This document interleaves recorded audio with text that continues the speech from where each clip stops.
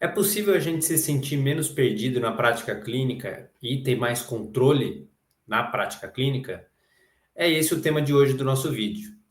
Meu nome é André Toso e eu ajudo psicólogos a aplicar a fenomenologia na sua prática clínica para um atendimento mais seguro, mais profundo e mais autêntico. Se você não segue aqui o nosso canal, subscreve o canal, curte esse vídeo para a gente chegar mais longe, chegar a mais psicólogos com esse tema tão importante que a gente está trazendo. Então, será que é possível a gente chegar a ter controle total na nossa sessão? Essa é uma pergunta que me chega muitas vezes, né? Os alunos fazem muito essa pergunta. Ah, eu me sinto muito perdido na prática clínica, eu não sei o que fazer. Dependendo do paciente que chega até mim, eu fico bastante perdido e não sei o que fazer, né?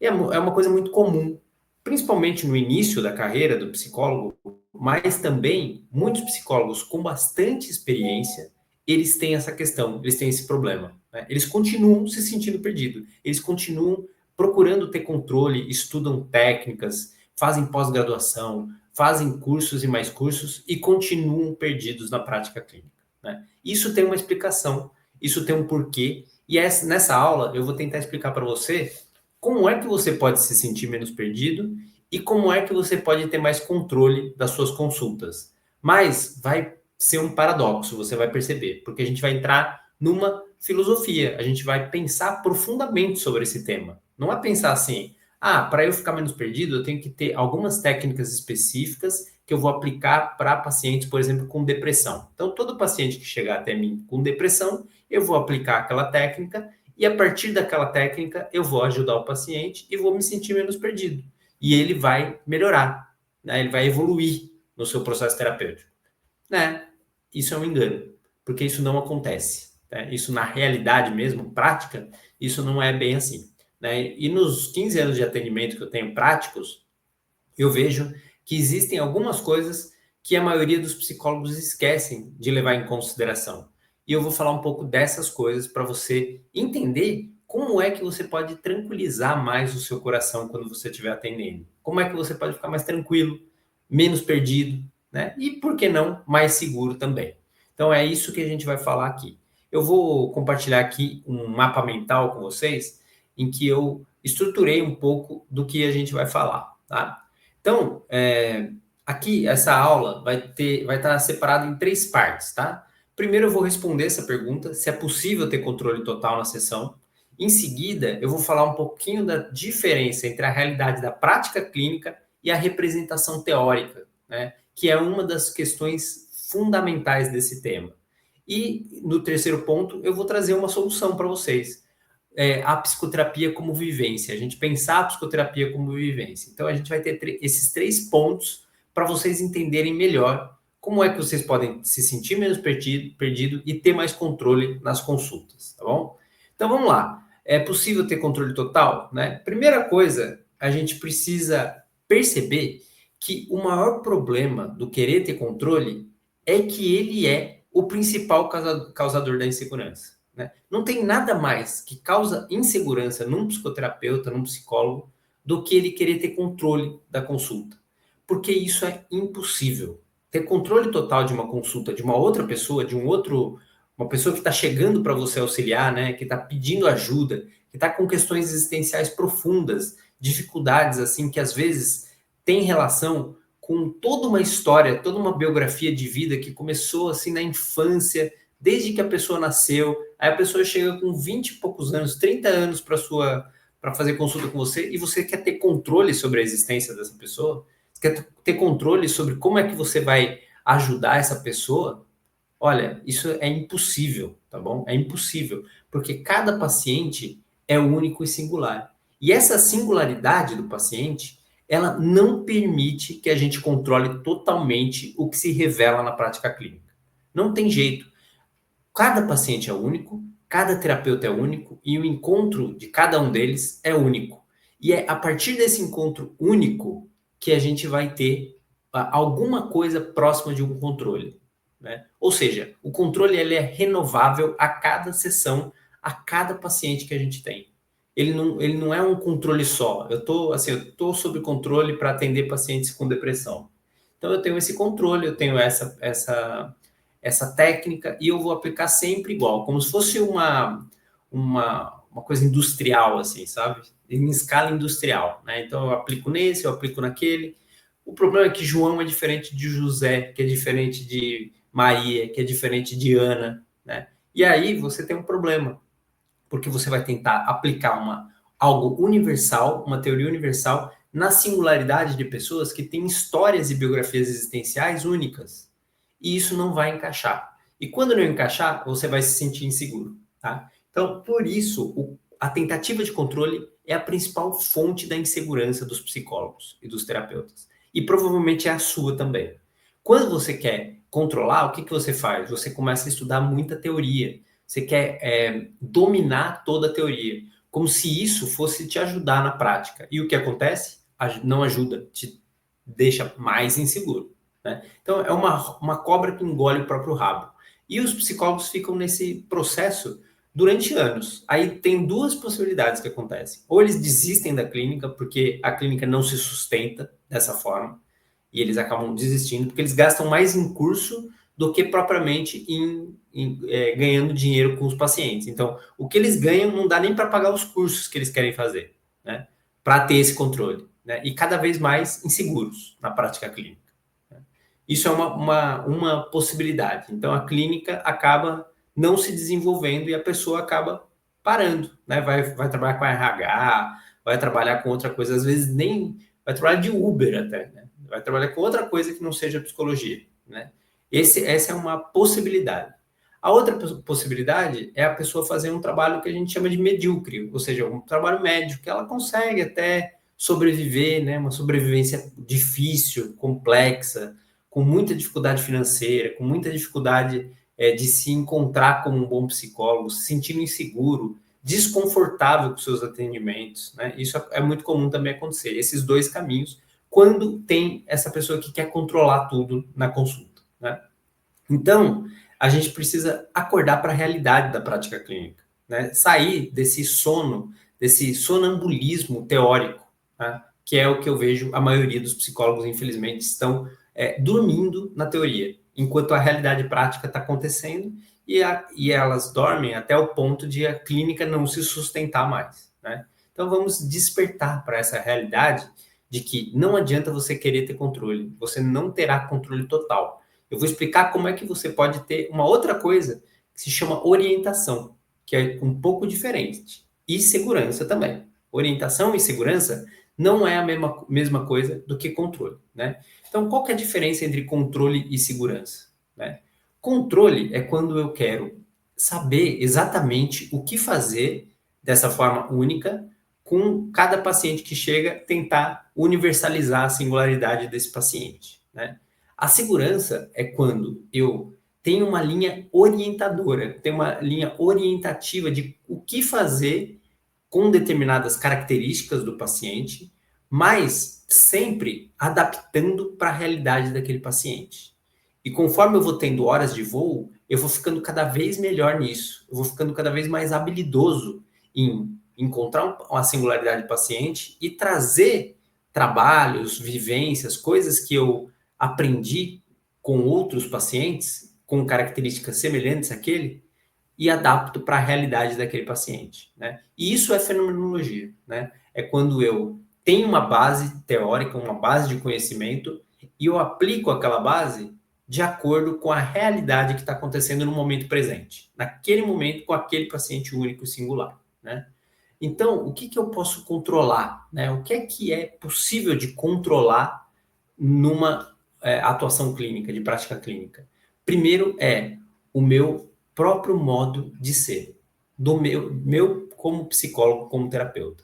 Então, eu tenho que centrar muito mais em mim do que nos pacientes, né? Se eu ficar olhando muito para os pacientes, no sentido de como é que eu vou ajudar esse paciente, eu vou perceber que cada paciente é único e cada vez que eu fizer esse olhar para o paciente, eu vou ter que fazer um olhar para mim mesmo, porque a forma como eu reajo, como eu sinto cada paciente único é uma forma singular, né? E eu preciso estar sempre observando a mim mesmo, né? Então, o que eu tenho controle é sobre eu mesmo, né? Eu mesmo posso ter algum controle sobre mim no sentido de me investigando, de me percebendo como é que eu me sinto com um determinado paciente, como é que eu me sinto com outro determinado paciente, as minhas próprias inseguranças, como é que elas agem, quais são os gatilhos dela, né? O que eu posso controlar também? Eu posso controlar ter um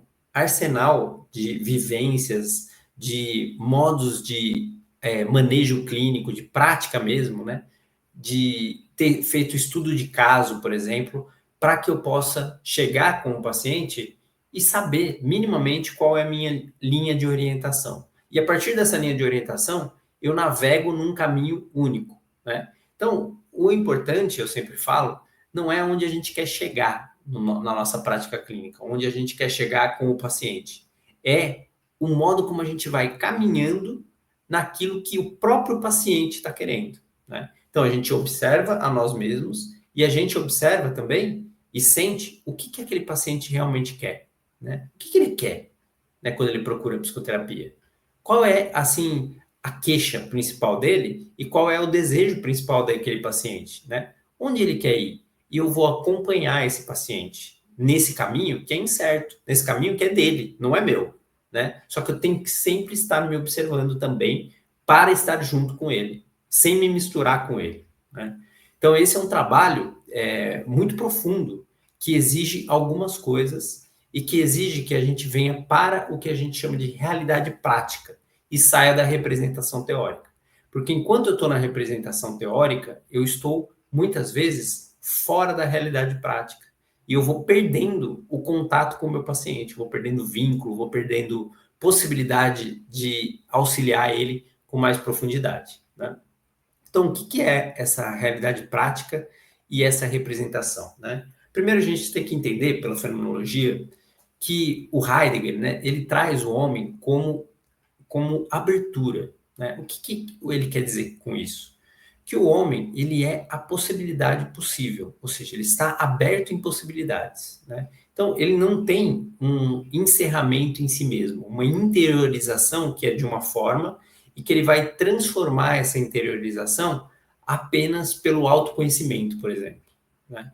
Não é isso que o Heidegger fala. O Heidegger fala da abertura ser com, ou seja, em cada experiência que nós temos, cada vivência existencial, nós é uma possibilidade de uma nova possibilidade, né?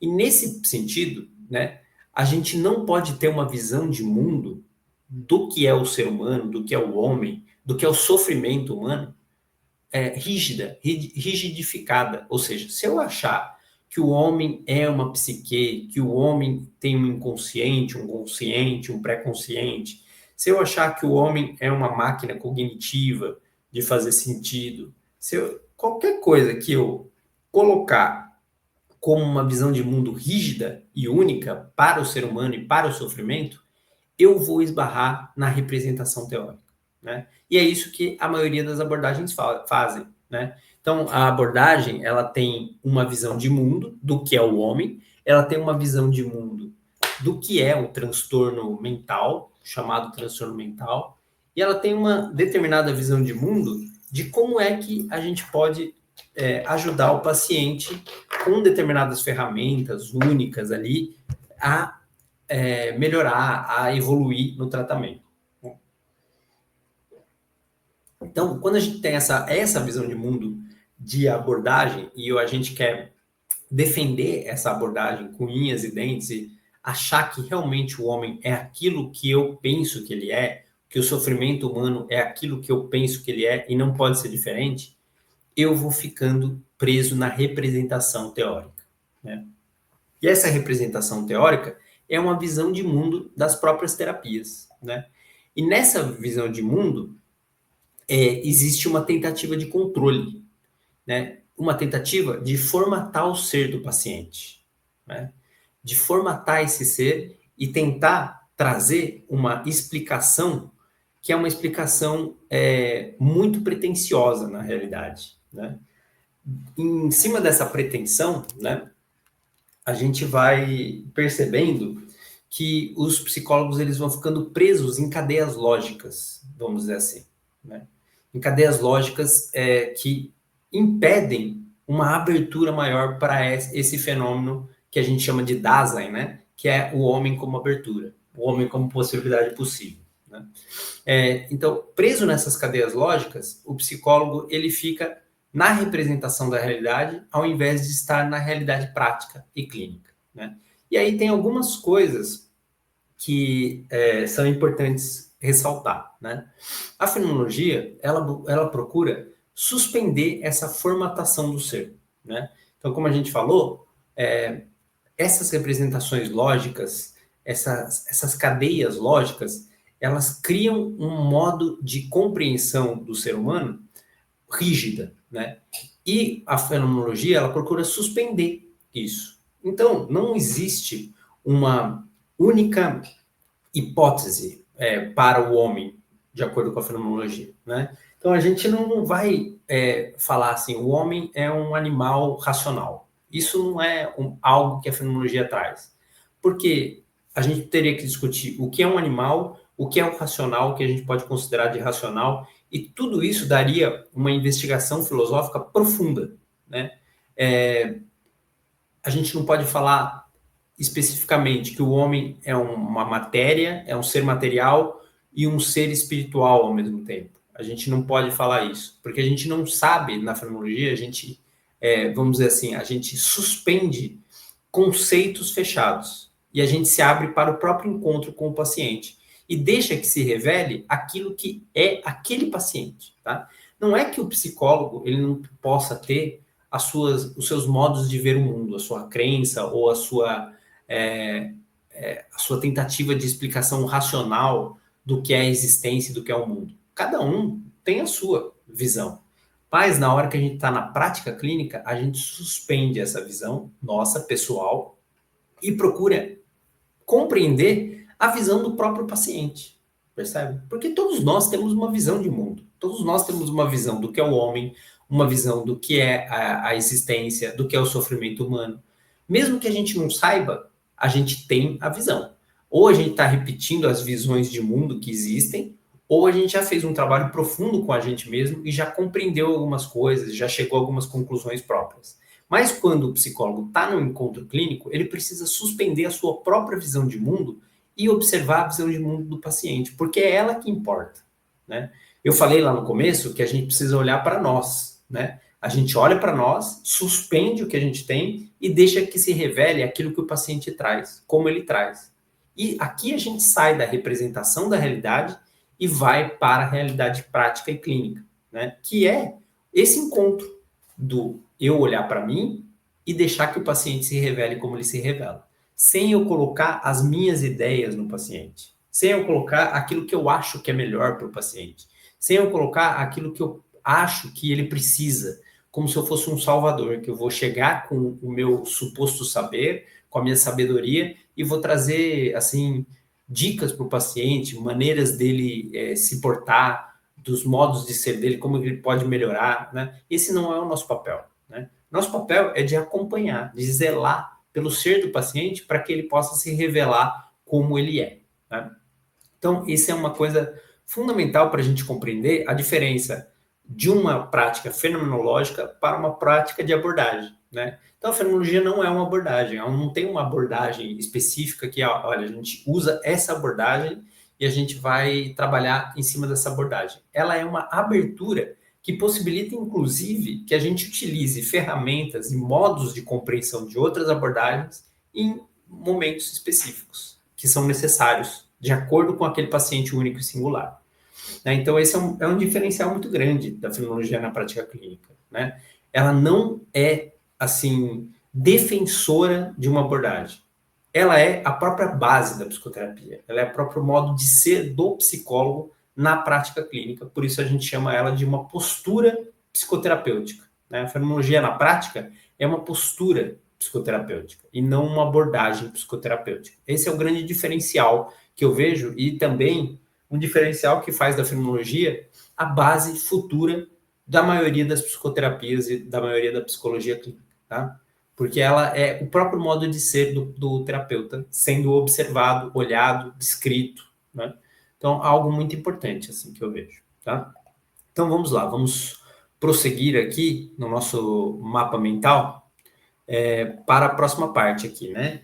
Então, o modo de suspender essa formatação são duas chaves da postura fenomenológica que a gente ensina mais na nossa formação, né? Que é o respeito ao mistério e a tolerância à incerteza.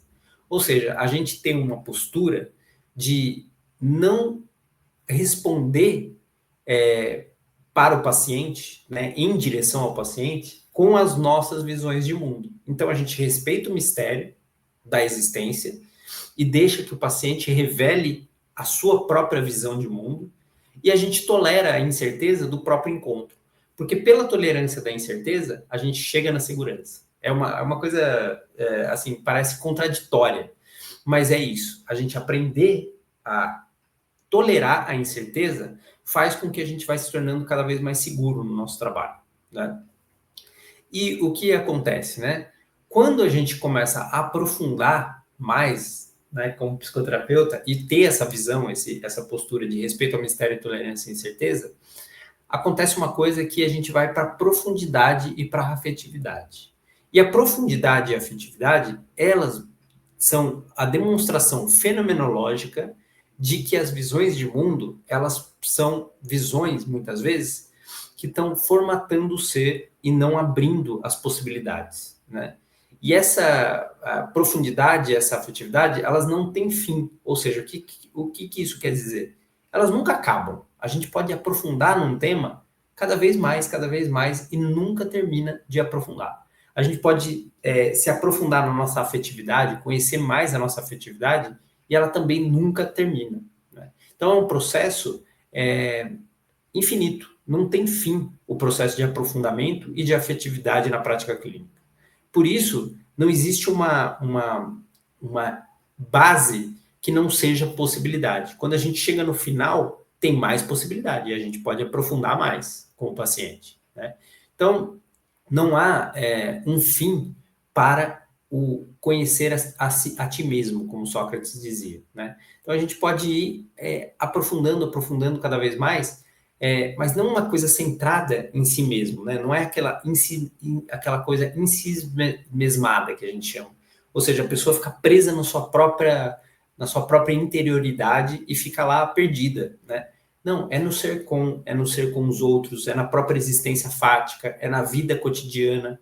É nessa vida cotidiana que se vê os modos de ser da pessoa, do paciente, né? E é nesses modos de ser com os outros que o paciente pode melhorar, né?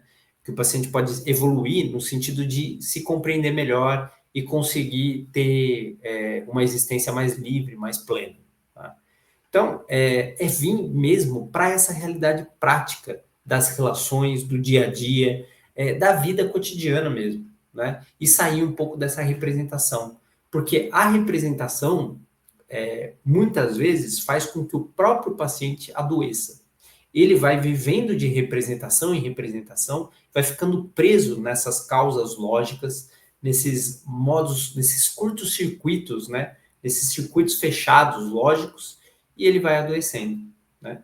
E as novas possibilidades que uma psicoterapia pode abrir para ele, de sentido, de modos de sentir, de afetividade, é que vão poder tirar um pouco dessa privação existencial tão grave dele, tão grande assim, né? Tirar ele, assim, de visões de mundo muito fechadas, muito rígidas, e que estão adoecendo ele por conta dessa rigidez, desse fechamento para o mistério, por exemplo, desse fechamento para as incertezas, né?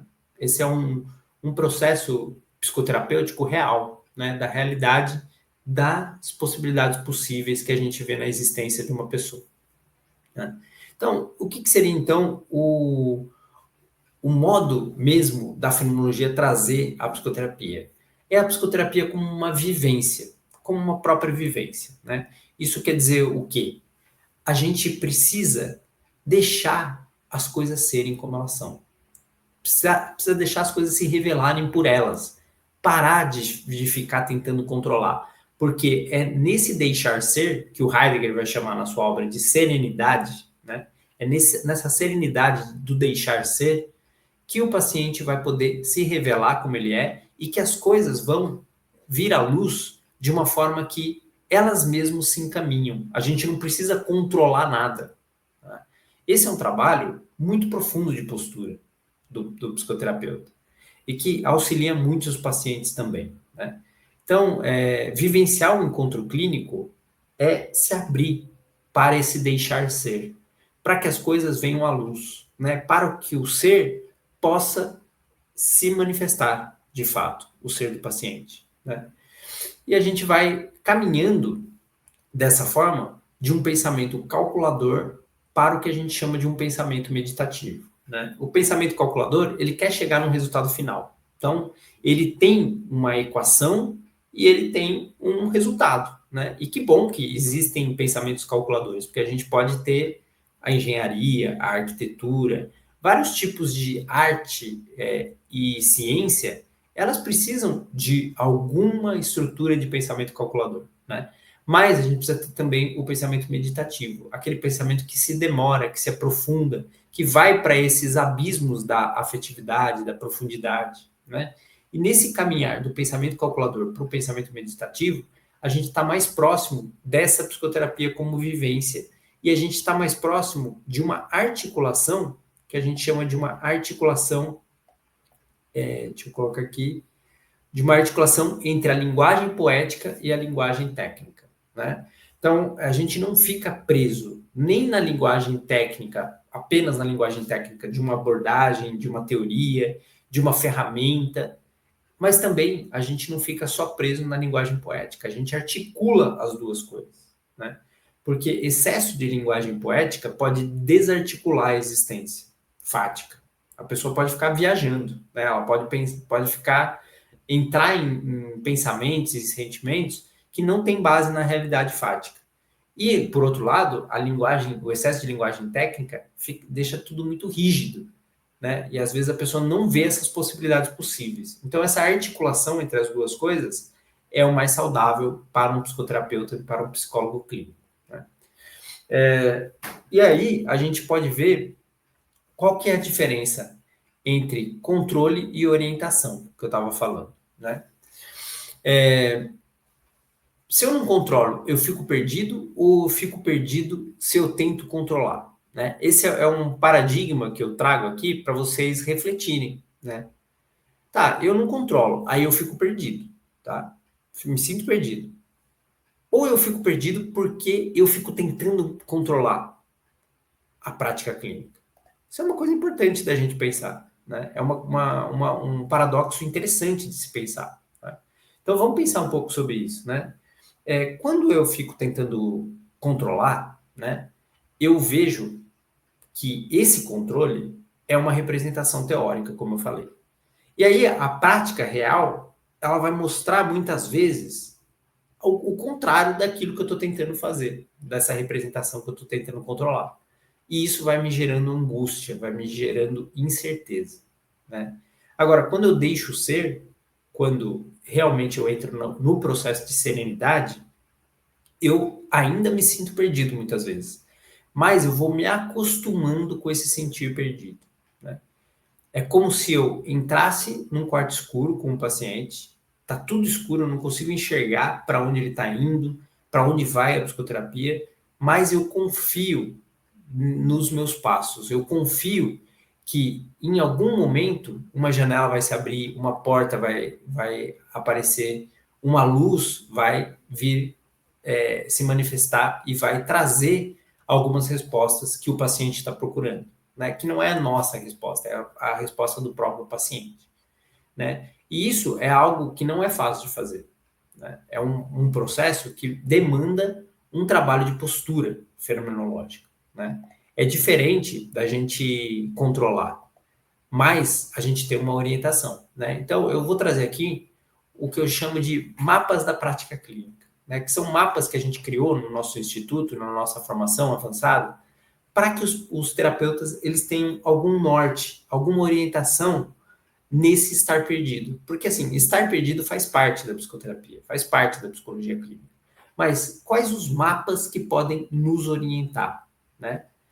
Porque é muito diferente quando a gente tem um mapa e quando a gente faz o caminho, certo?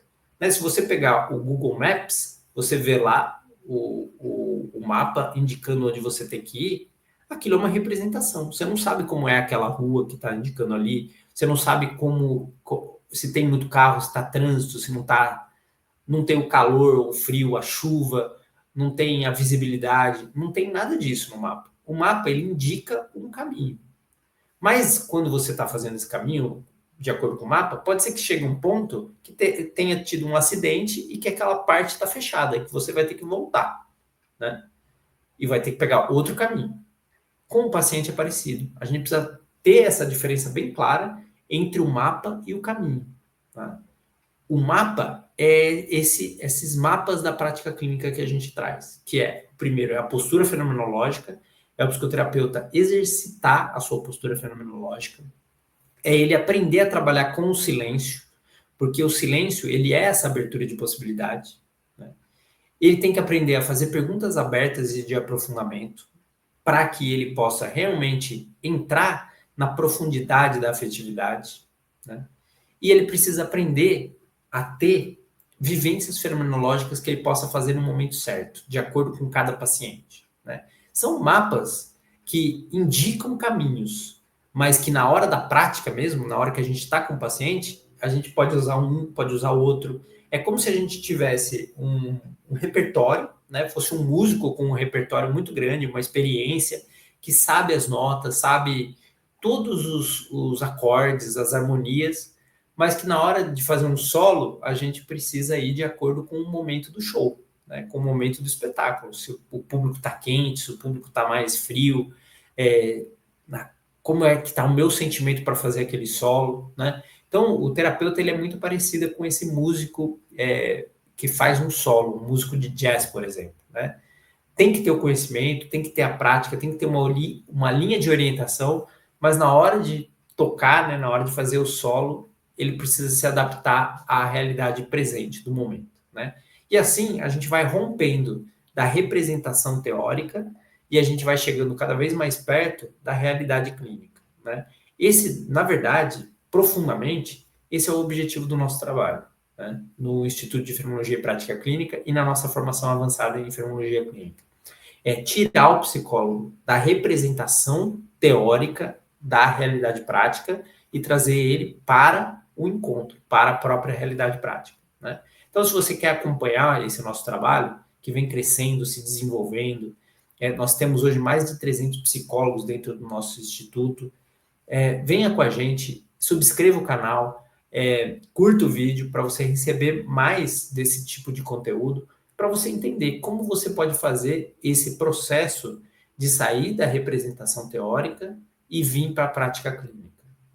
Esse é um movimento necessário para a história da psicologia clínica, para a gente sair desse circuito fechado de lógica que faz com que o terapeuta se sinta cada vez mais inseguro e que ajude cada vez menos os seus pacientes, né? É isso que a gente está vendo na realidade da prática hoje, né?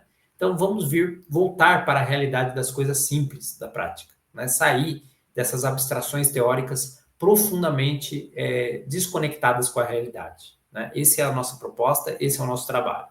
Então nos segue aqui, subscreve o canal e até o próximo vídeo. Tudo de bom para você, viu?